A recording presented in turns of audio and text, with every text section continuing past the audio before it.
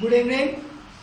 पिछले क्लास हम लोग भारत में खाद्य सुरक्षा पढ़ रहे थे। खाद्य सुरक्षा, खाद्य असुरक्षित कौन है, इसके बारे में हम लोग पढ़ लिए थे। हम बोल रहे थे कि रामू की कहानी के बारे में आप लोग पढ़ के रखिएगा। पढ़ने तो आप लोग पढ़ लिए होंगे। हम देखते हैं अहमद की कहानी। तो अहमद क्या है? अहमद बेंगलोर में रिक्शा चलाता है। वो अपने 3 भाइयों, 2 बहनों और बूढ़े माँ बाप के साथ झुमरी तिलैया के में आया है। वो एक झुमरी में रहता है। उसके परिवार के समस्त सदस्यों का पालन पोषण रिक्शा चलाने से होने वाली उनकी प्रतिदिन की आय पर निर्भर करती है। बहरहाल उनका रोजगार सुरक्षित नहीं है। उनका आय प्रतिदिन घटती बढ़ती रहती है। कभी कभी उनका इतना कमा लेता है कि समझ दैनिक आवश्यकता की ये चीज़ें खरीदने के पश्चात अपनी आय में से कुछ बचा लेता है। अन्य दिनों में वह मुश्किल से इतना ही कमा पाता है जिनसे वह दैनिक आवश्यकता की वस्तुओं की खरीद सके। सौभाग्य अहमद एक पीला कार्ड प्राप्त है जो निरंतर रेखा से नीचे के लोग का PDS कार्ड है। PDS कार्ड है। इस कार्ड से अहमद अपनी दैनिक जरूरतों के उपभोग के लिए पर्याप्त मात्रा में गेहूं, चावल, चीनी और मिट्टी के तेल प्राप्त कर लेते हैं। वह इन चीज़ों को बाजार की कीमत से आधा कीमत पर प्राप्त कर लेता है।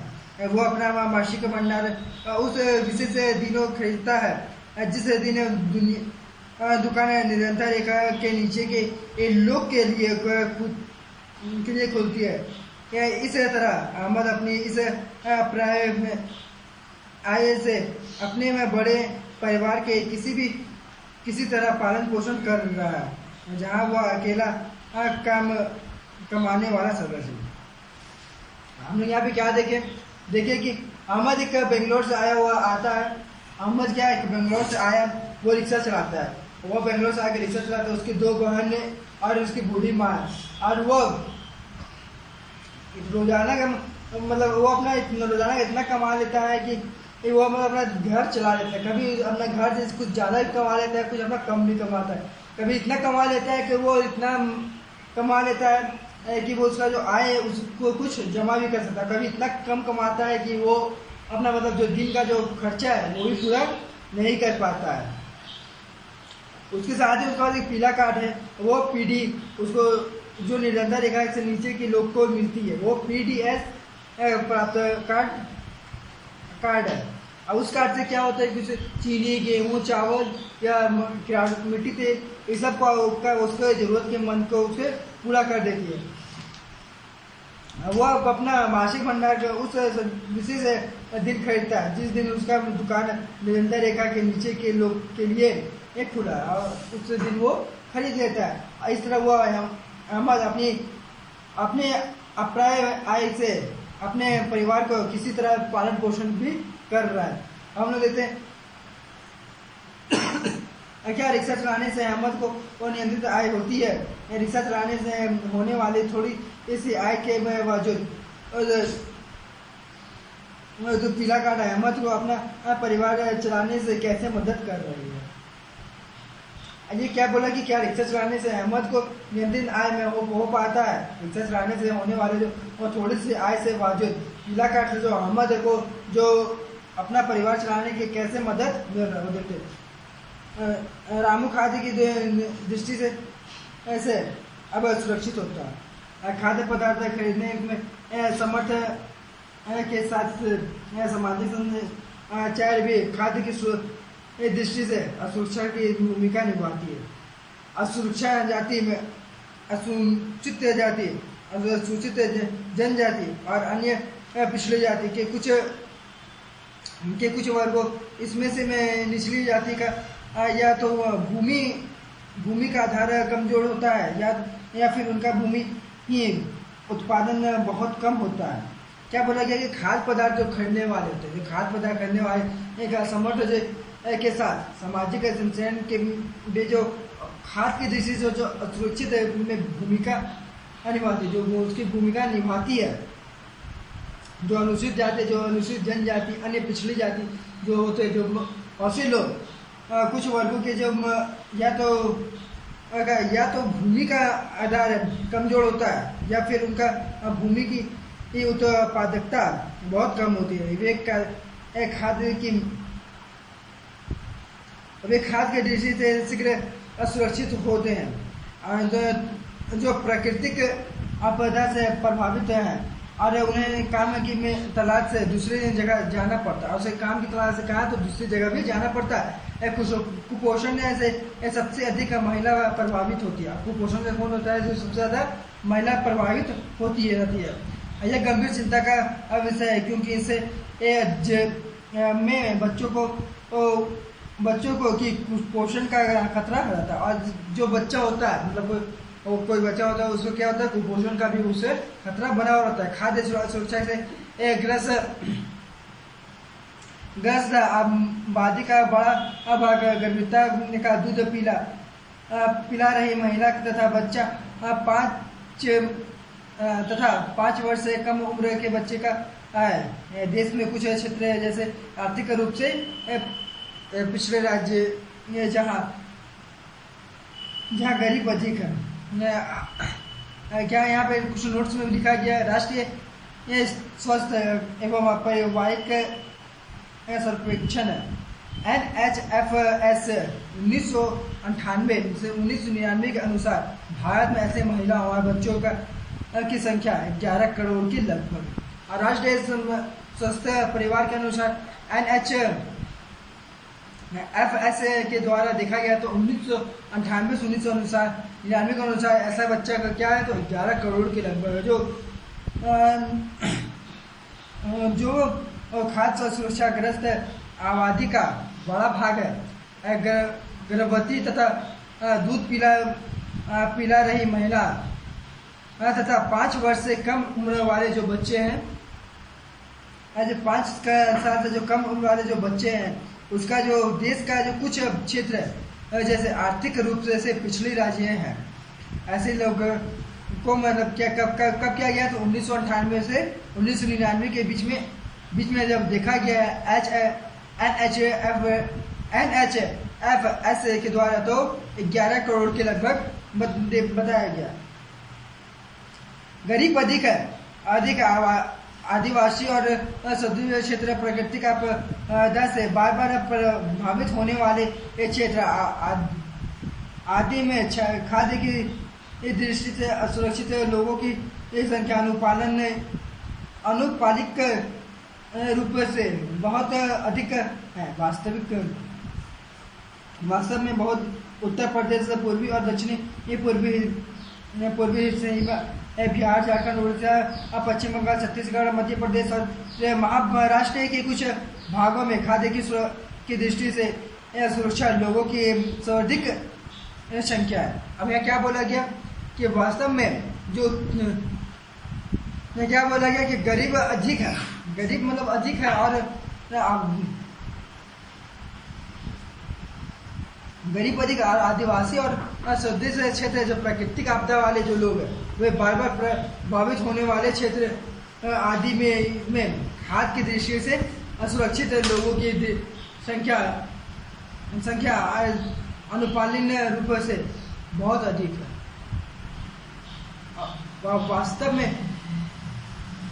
वास्तव में क्या है तो वास्तव में उत्तर प्रदेश पूर्वी और दक्षिण पूर्वी हिस्से में बिहार, झारखंड, उड़ीसा, पश्चिम बंगाल, छत्तीसगढ़, मध्य प्रदेश और महाराष्ट्र के कुछ भागों में खाद्य की दृष्टि से असुरक्षित लोगों की सर्वाधिक संख्या है। भूखमरी खाद्य की दृष्टि से असुरक्षित को इंगित करने वाला एक दूसरा पहलू है।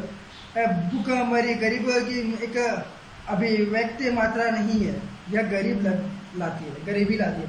अब भूखमरी क्या होता है कि भूखमरी एक दृष्टि से असुरक्षित ऐसा कि इंगित करने वाला एक दूसरा पहलू नहीं है। ये क्या करता है तो भूखमरी गरीब की एक अभिष्ट मात्रा में एक गरीबी लाती है। भूखमरी क्या गरीबी लाती है। इस तरह खाद्य की दृष्टि से सुरक्षा होने वाले वर्तमान में भूखमरी समाप्त हो जाती है और भविष्य में भूखमरी का खतरा कम होता रहता है।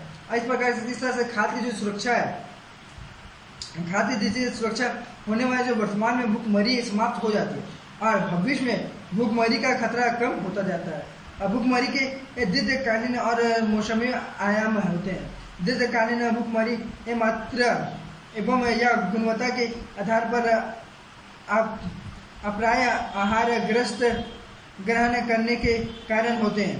गरीब लोग अपनी निम्न आय और जीवित रहने के लिए खाद्य पदार्थ खरीदने के में अक्षमता के कारण दीर्घकालीन भूखमरी के ग्रस्त होते हैं। यहाँ पे क्या बोला गया कि गरीब लोग जो अपने अत्यंत निम्न आय और जीवन रहने के लिए खाद्य पदार्थ है खरीदने के क्षमता के कारण जो मतलब खाद्य पदार्थ खरीदने क्षमता नहीं होता और इस कारण वो दीर्घकालीन भूखमरी के से ग्रस्त होता है और इस कारण वो भूखमरी से वो ग्रस्त होते हैं, मतलब भूखमरी में वो डूबे होते हैं। मौसमी में भूखमरी एक फसल उपजाने और काटने के चक्र से संबंध है। मौसमी भूखमरी क्या है तो फसल उपजाने काटने और चक्र से संबंध है। यह ग्रामीण क्षेत्र के कृषि क्रियाओं के मौसमी प्रकृति के कारण तथा नगरीय क्षेत्र में अनियमित श्रम के कारण होती है। और क्या बोला गया कि यह ग्रामीण क्षेत्र की जो कृषि क्रियाएं और की मौसमी प्रक्रिया के कारण तथा ग्रामीण नगरीय क्षेत्र में अनियमित श्रम के कारण होती है। जैसे बरसात के मौसम जैसे बरसात के मौसम में अनियमित निर्माण श्रमिक को कम काम रहता है। इस तरह की ये भूखमरी तब होती है जब कोई व्यक्ति पूरे वर्ष काम पाने में अक्षम रहता है। और इस प्रकार की भूखमरी कब होती है जब पूरे और इस तरह की भूखमरी तब होती है जब कोई व्यक्ति पूरे वर्ष काम पाने में असमर्थ रहता है, मतलब पूरे वर्ष काम पाने में असमर्थ रहता है, वो काम नहीं पाता है। यहाँ सारणी में 4.2 दिखाया गया है कि ये भारत में मौसमी और साथ ही दीर्घकालीन भूखमरी के प्रतिशत की में गिरावट। और यहाँ पे ये दिखाया गया है मौसमी और दीर्घकालीन में गिरावट। जब 1983 में देखा गया तो 16.2 था मौसमी को रोजगार, तो वहाँ पे कितना दीर्घकालीन 2.3 था। इसी प्रकार से बताया गया है।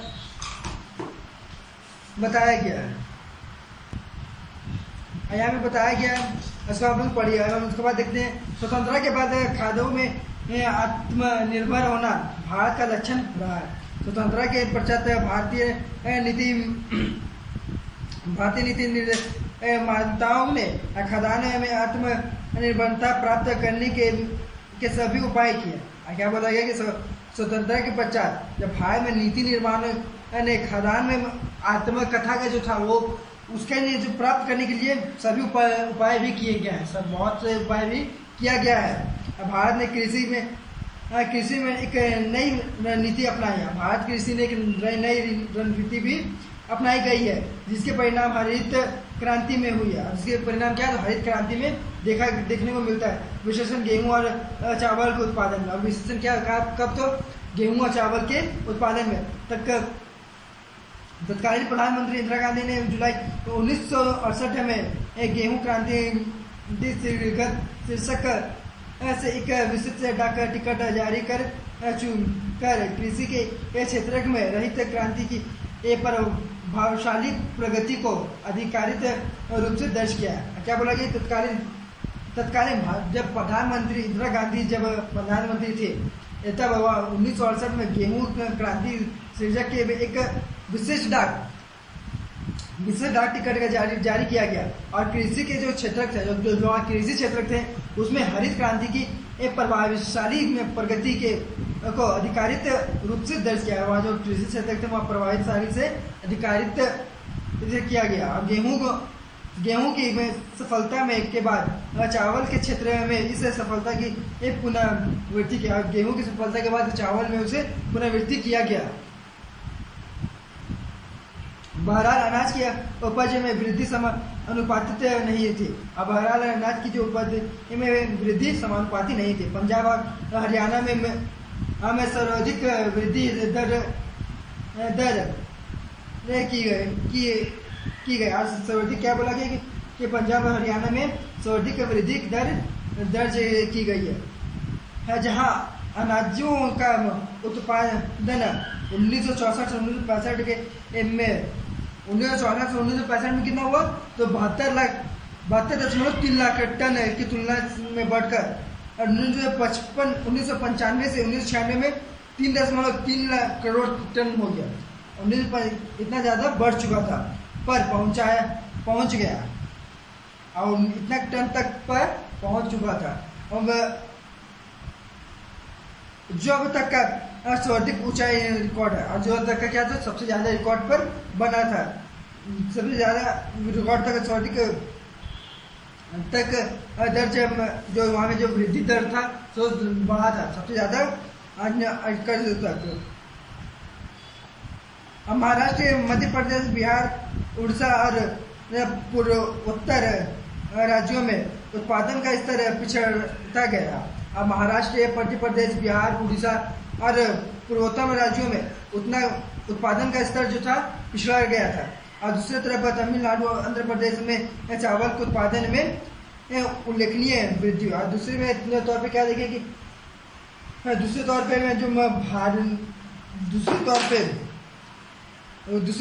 तमिलनाडु और आंध्र प्रदेश में के जो प्रदेश में जो चावल और उत्पादन के लोग चावल और उत्पादन में था वहाँ पे उल्लेखनीय बहुत वृद्धि भी हुआ। इसके बाद हम लोग नेक्स्ट क्लास में देखेंगे। आज के लिए हम लोग को इतना ही स्टॉप करते हैं। यहाँ पे हम लोग जो क्वेश्चन से दिया हुआ उसको पढ़िएगा, तालिका को भी पढ़िएगा और फिर इसको एक बार शुरू से लेसन पढ़िएगा। लेसन पढ़ने के बाद जो कुछ भी जहाँ प्रॉब्लम होगा वहाँ पे पूछा कीजिएगा। जैसे कि ऑनलाइन क्लास में भी सर बताते हैं तो ऑनलाइन क्लास में भी सर से पूछा कीजिए, सर यहाँ पे समझ में नहीं आ रहा है, सर ही बताएंगे। आप लोग देखते हैं कि आप लोग पूछते नहीं है, आप लोग पूछा कीजिए कि सर यहाँ पे मतलब क्या होगा क्या नहीं होगा, सर से पूछा कीजिए। ऐसा नहीं कि कोई सबको डॉट क्लियर ही हो जाता होगा, डॉट कि सबको थोड़ा थोड़ा होता ही होगा, तो उस डॉट को क्लियर कीजिए, डॉट को अपना हटाइए, निकालिए। इससे आप लोगों को क्या होगा कि जब एग्ज़ाम देने के लिए जब जाएंगे, एग्ज़ाम देंगे तो उसके आप लोगों को और अच्छी तरह से मतलब सहायता मिलेगी। उसका जो एग्ज़ाम में आप लोगों को ऑब्जेक्टिव वर्ड पूछा जाएगा तो ऑब्जेक्टिव में आप लोगों को उसका सहायता होगा। इसलिए बोला जा रहा है कि जितना डाउट होता है अधिक से अधिक ज़्यादा डाउट को अपना पूछा कीजिए। जितना आपको ज़्यादा पूछ सकते उतना ज़्यादा पूछिए, कम से कम मत पूछिए, ज़्यादा से ज़्यादा पूछा कीजिए सर से। और ऐसा नहीं कि ज़्यादा पूछने बोल रहे जहाँ जो मन तोड़ पूछे। एक बार जब सर बोलते हैं जो वीडियो देख के पढ़ने, वो सब वीडियो देख के पढ़िए और पढ़ने के बाद और जो बात होता है सर से जो जहाँ दिक्कत होता है वहाँ पूछा कीजिए। वो मतलब अंडरलाइन कर लीजिए कि उस वर्ड को कॉपी में नोट डाउन कर लीजिए कि अब उसको फिर पूछिए और जो सर आंसर बोलते हैं उसको समझ के फिर उसको याद कर लीजिए कि इसका आंसर ये होगा जहाँ डाउट होता है। और इसके बाद आप लोग और भी पढ़ लीजिएगा आगे तक। हो सकता है कि नेक्स्ट क्लास तो कंप्लीट नहीं होगा, नेक्स्ट क्लास ये कंप्लीट हो जाएगा। और नेक्स्ट क्लास मतलब और आगे तक पढ़ लीजिएगा और पीछे का भी पढ़ लीजिएगा। और जैसा कि बोला जाता है कि सुबह सुबह उठने के बाद माता पिता को प्रणाम करने, वो माता पिता को प्रणाम करना ना भूलें। माता पिता का ही आशीर्वाद सबसे अहम होता है, इसलिए माता पिता का आशीर्वाद डेली लें, डेली सुबह सुबह माता पिता का आशीर्वाद लेते रहें। Thank you.